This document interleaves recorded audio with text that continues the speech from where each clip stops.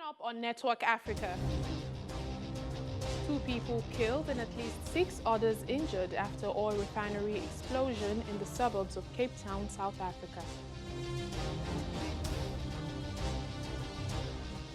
Gabon bars European travelers in reciprocal move after its citizens were included in the EU ban list.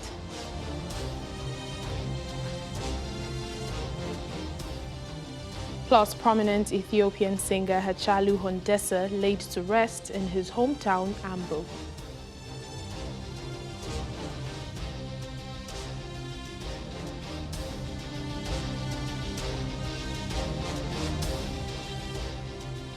Hello and welcome to the program. I'm Layo Adegoke.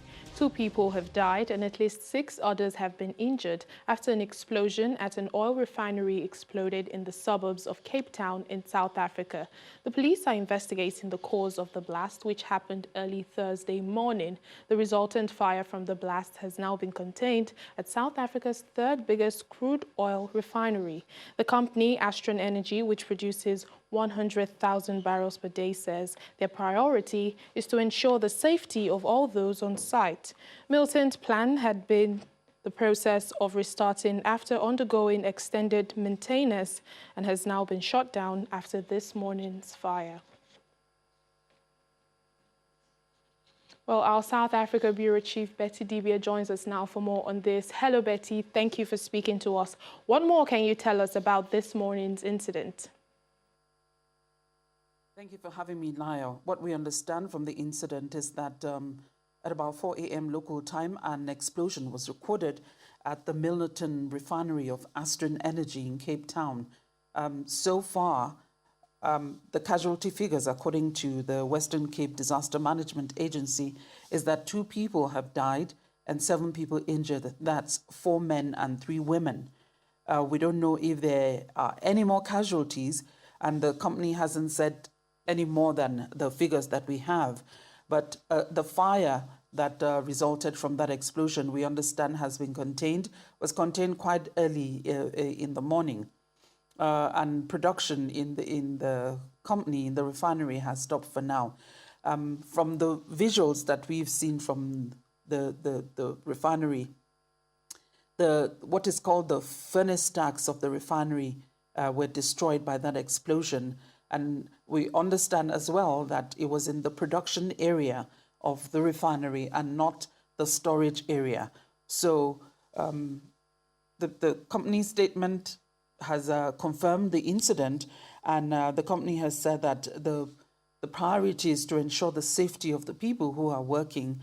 I understand for now that production has been suspended while they're investigating what may have caused the fire and to ensure the safety of those who are still at work. Well, in the light of the suspended activities, like you've mentioned, what is the likely impact on this refinery as it's South Africa's 3rd biggest crude oil refinery? We are yet to find out what the cause of that explosion is, and but the resultant fire has been contained and work has been suspended while investigations are ongoing.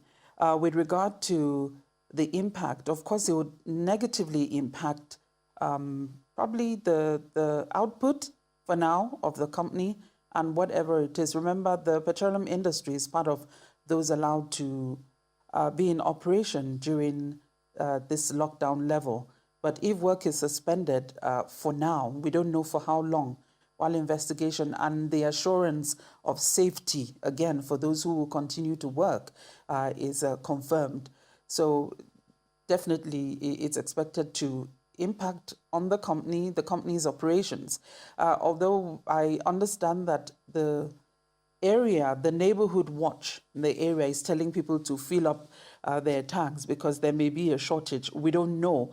Remember that the company has said that the storage area, and that has been confirmed by the Western Cape Environmental Affairs Department, saying that the storage area of the company has not been affected by this incident. But the neighborhood watch is already using social media to tell the people in the area to fill up their tanks in case there is any shortage of supply of petrol. but that is not confirmed. But definitely, the incident will affect the operations. And as I said earlier, work for now has been suspended, and they cannot continue till the safety of the people who will keep working is assured. And then for those who have been affected, who may have died, or who have died or who are injured, their matter also has to be handled with the sensitivity that it requires before life will go on, so to say. All right, then, Betty Dibia, our South Africa Bureau Chief, thank you for speaking to us.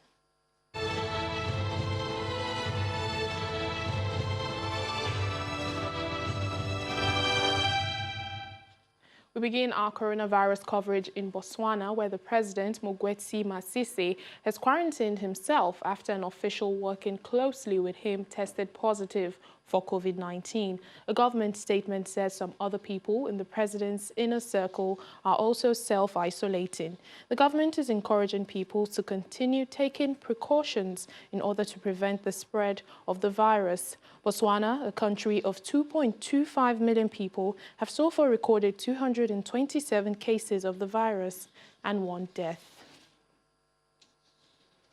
Well, Gabon says it is suspending the issuance of visas to European Union travelers after its citizens were included in the EU ban list. Gabonese Foreign Ministry says it has applied the principle of reciprocity, and so the nationals of the 27 EU member states will not be allowed into the country. Gabon has recorded 5,394 cases of coronavirus and 42 deaths. The EU listed only 14 safe countries whose nationals were allowed into member states as a result of the pandemic, including the list of 4 African countries, that is Algeria, Morocco, Rwanda, and Tunisia. Well, Kenya has initiated an electronic court filing system that will allow parties to submit cases online. Lawyers, prosecutors, and litigants will now be able to file cases and serve court papers to defendants from their homes or offices without physically visiting the court premises. Chief Justice David Maraga says the new system, launched in the capital, Nairobi, will enhance efficiency and responsibility in the court system. He further adds that the digital system will be unfollowed in the rest of the country in the coming weeks. Well, Somalia's National Public Health Reference Laboratory is taking a leading role in the diagnostic testing that forms part of the country's response to the pandemic. The lab started testing samples for COVID-19 in April and now has the capacity to test up to 180 samples a day. A team led by the United Nations Secretary General Special Representative to Somalia, James Swan, visited Somalia's National Public Health Reference Laboratory, NPHRL, which has a leading role in the diagnostic testing that forms part of the country's response to the pandemic. On 9th of April, this laboratory became functional for testing COVID-19 sample.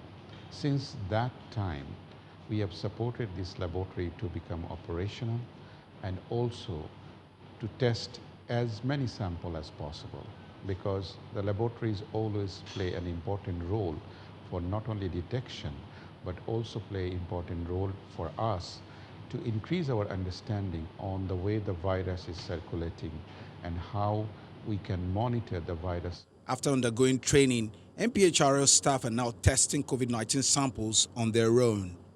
The lab started testing samples for COVID-19 in April and now has the capacity to test up to 180 samples a day. The current testing capacity can further be upgraded to 360 samples a day whenever needed. So far, the NPHRL has tested over 6,572 samples for COVID-19. The World Health Organization donated a real-time polymerase chain reaction-based testing machine to the lab. The laboratory was also rapidly upgraded to an appropriate biosafety level with the emergence of COVID-19 in Somalia. We are really grateful. With the help of WHO, we have been able to do testing, COVID testing here in Mogadishu. Before, we used to send the COVID testing to Nairobi Chemistry Lab, and And now we have 2 PCRs here in Mogadishu, 1 PCR in Hargeisa, one PCR in Garowe. Thanks to WHO that it have been procure all this equipment very fast during the COVID pandemic. Other support provided by the National Laboratory by the WHO includes internal quality assurance protocol and training online to ensure that standard laboratory quality assurance measures are strictly followed. The NPHRL is the only reference laboratory for testing of COVID-19 samples collected from some of Somalia's federal member states. Testing of COVID-19 samples by real-time PCR machines is regarded by the WHO as the gold standard. Egypt has reopened major tourist attractions, including the Great Pyramids of Giza, after a 3-month closure. The pyramids were the country's first tourist attraction to reopen, along with the Egyptian Museum next to Cairo's Tahrir Square. The country closed its airports to schedule international flights and shut famous historical sites in mid-March due to the coronavirus pandemic, but has now restarted international flights. Egypt's tourism industry, which accounts for a fifth of GDP and employs some 3 million people, has suffered a big blow from the coronavirus closures. On the first day after reopening, only a few visitors were spotted at the normally packed site of Giza. Authorities are now hoping holidaymakers will fly to the sites after lifting of the travel restrictions. Uganda's government has opened its borders to thousands of refugees fleeing escalating violence in the Eastern Democratic Republic of the Congo. The refugees have been stranded in a remote, inaccessible area of Mahagi territory since late May, unable to cross due to the COVID-19 lockdown restricting movement in and out of Uganda. Following reports of thousands of people being stranded between the two countries, the Ugandan parliament agreed to temporarily open 2 border crossing points in Zombo on humanitarian grounds so as to allow people access life-saving assistance. Uganda's opening of its border amid the global COVID-19 pandemic is a symbol of solidarity and shows ways to manage border restrictions while maintaining open asylum spaces. We are not tired. We don't have much land. Our country is small, but we still allow them out of sympathy. I wish the international community also become sympathetic and help these people. These are not our problems. These are the world's problem, international problem.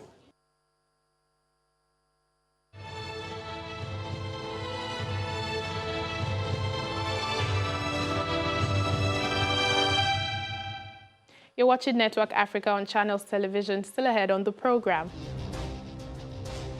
Can we interest you in a plate of grilled locust salad? That's one of East Africa's ways of tackling its locust invasion. Please stay with us.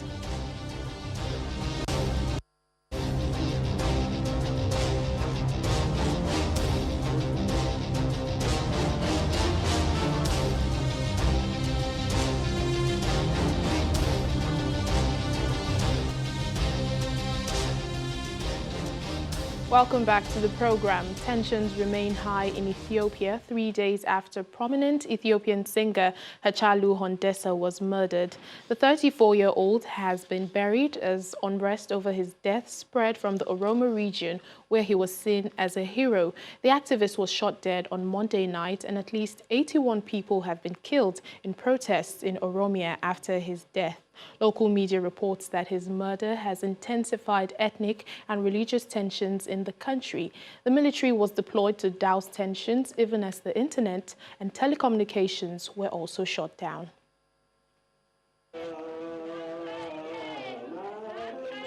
Popular Ethiopian singer Hachalu Hundessa has been laid to rest in a church in his hometown of Ambo.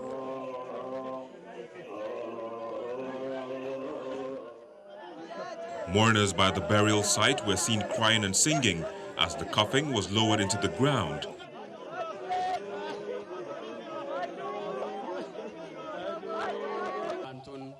Crowds had previously gathered in Ambo Stadium, about 100 kilometers west of Addis, to follow the funeral procession. Following the killing of prominent singer, more than 80 people have been killed in 2 days of unrest in Ethiopia. Enraged youths burnt tires in the capital and took to the streets in other cities, unrest spreading through the heartlands of Prime Minister Abiy Ahmed's support. Hundessa was a popular musician known for his political protest songs. Hachalu's music was the soundtrack to the movement that brought Prime Minister Abiy to power. The 34-year-old had emerged as a powerful political voice of the Oromo ethnic group and had made many enemies during his musical career. Well, Cyrus Ombati is following the story. He joins us now from neighboring Kenya. Hello, Cyrus. Thank you for speaking to us. How did today's burial ceremony go, especially because of the concerns of more violence in the region? We understand the funeral went on well amid violence and the heavy security, tension, and all manner of threats from all over, especially from the local security agencies. And the locals were being dispersed not to attend the funeral, but then it went on well, smoothly. It was conducted in a harshly, and it ended well. But there were shooting incidents, we are told. Around 6 people were injured, and in the region in Ambo, where the musician was buried. But we understand in Addis Ababa itself, the capital of Ethiopia, there was a blast, and there are reports of around 10 people were killed in the blast amid the violence that has erupted after the death of the musician. Tension remains high in Ethiopia, especially in the Oromia region, because there has been a heavy kind of crackdown since the death of the musician on Monday evening. We understand the leading activist, Mr. Jawar Mohammed, and another politician from Oromia who had been arrested for sparking more protests, appeared in court today, but again they were remanded until the next 2 weeks. We don't know what exactly happened and how, why the decision made to hold them further. Thank you. We also know the military has been deployed and also internet has been shut down. But cutting people's information, wouldn't this lead to heightened tensions? We understand that the internet has been disconnected in Ethiopia, and especially the Oromia region and the Addis Ababa, the capital, which has heightened more tension in the region. Further, given that the military has been deployed there to assist the federal police in restoring order, this has now increased more tension at large. In as much as the locals are trying to protest the killing of this musician, is now causing more deaths and fears, tension, because they cannot be able to communicate with the outside world, even among themselves. We don't know exactly what prompted all this, but we understand the history of Ethiopia. There's been a kind of repressive regime all along before the 2018 push to have a leader from the Oromia region to take over with Abiy Mohammed. So the reports we're getting from the region is that the military is all over and they're the ones now running the affair. We're just waiting to see what happens next. Thank you. All right, Cyrus, just tell us a bit more about the situation in the country just before his death that has triggered these series of protests. In Ethiopia, the situation has been tense all along since 2018 when Abiy took over as the prime minister. Remember, the people from Oromia had been pushing for the inclusion in government politics. They have been saying all along the past regimes have been excluding them in the political management of the country. Hence, the 2018 protests, which were led by the Oromia people, to lead into having the current prime minister take over.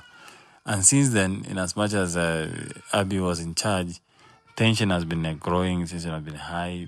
There has been no kind of stability, you can say, politically, economically, or in any manner way. But then the shooting of this musician triggered the entire thing, because what has happened since then, it shows that it was a fragile situation which was waiting to explode. And that's what we're seeing now, actually, in Ethiopia. We hope for the best, but then the situation is not promising. The Kenyan border, we understand the security agents are also on alert, because remember, the Romia people spread into Kenya, down to the coast also. So it's a really a tense situation. We're just waiting to see what happens next. Thank you. We'll just have to wait and see. Thank you, Cyrus Umbati, Kenyan journalist, bringing us up to speed with the happenings in Ethiopia.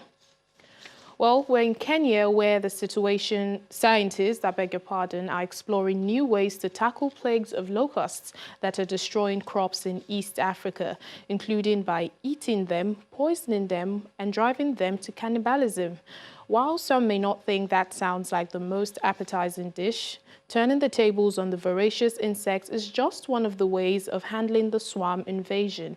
The number of locusts in East Africa exploded in late 2019, flying west from Yemen and reaching so far this year Kenya, Somalia, and Ethiopia. Chemicals and pesticides used to control the swarms are said to damage other insects and the environment. And so ICIP scientists are exploring other environmentally friendly options, including using the locusts as human and animal food and biopesticides. If you go to some of those remote areas where the locust swarms are actually prevailing, a lot of people are eating them. So we think with this background, we think it's something to promote so that a lot more people should engage in this practice rather than shying away thinking that it is a primitive man's food. We are pushing the air through the insects and then having them in adsorbent. And then from that adsorbent, we analyze them in a mass spectrometry to tell us the various composition of it.